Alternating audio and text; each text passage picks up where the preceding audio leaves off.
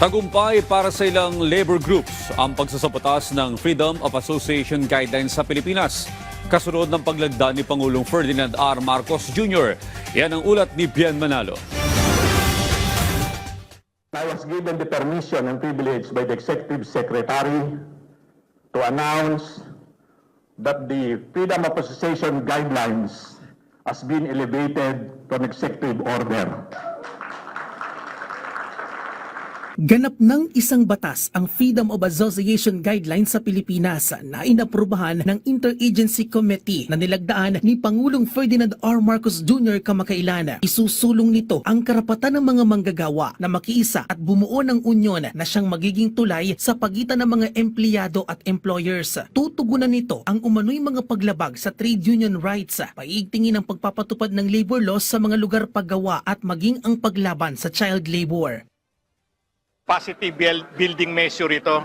Binibigyan ng kaalaman, hindi lamang ang manggagawa, lahat ng stakeholders doon sa may kinalaman sa usapin ng mga bagay-bagay na ikangay bumabalot o nagbibigay ng buhay sa ating karapatan na magkaroon ng organisasyon.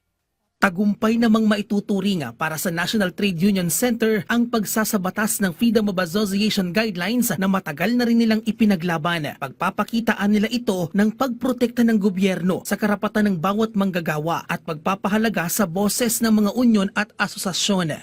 Yan ang inaasam-asam namin. Coming from the Department of Labor, magiging omnibus guidelines for FOA. So magiging pakita natin sa mga membro na even the government is really advocating for unionism.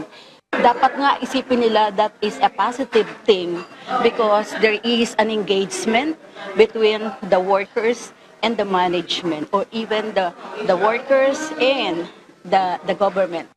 Samantala, para mapalakas pa ang Freedom of Association sa bansa, inilunsad ng Department of Labor and Employment at International Labor Organization ang Freedom of Association Training Program. Layo nito na imulat ang kamalayan ng mga manggagawa para maiwasan ang anumang gender-related issues, pang-aabuso at paglabag sa kanilang mga karapatan. May 5 modules ang training na tatalakay sa iba't ibang usapin na may kinalaman sa Freedom of Association, kabilang na ang pagresolba sa labor rights violations. May mga trainer na sinanay mula sa ilang ahensya ng gobyerno, workers and employers organizations at iba pang sektor na magtuturo sa naturang training programa sa iba't ibang bahagi ng Pilipinas.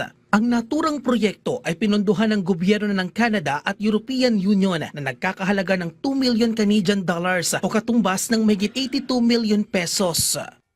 Bian Manalo para sa Pambansang TV sa Bagong Pilipinas.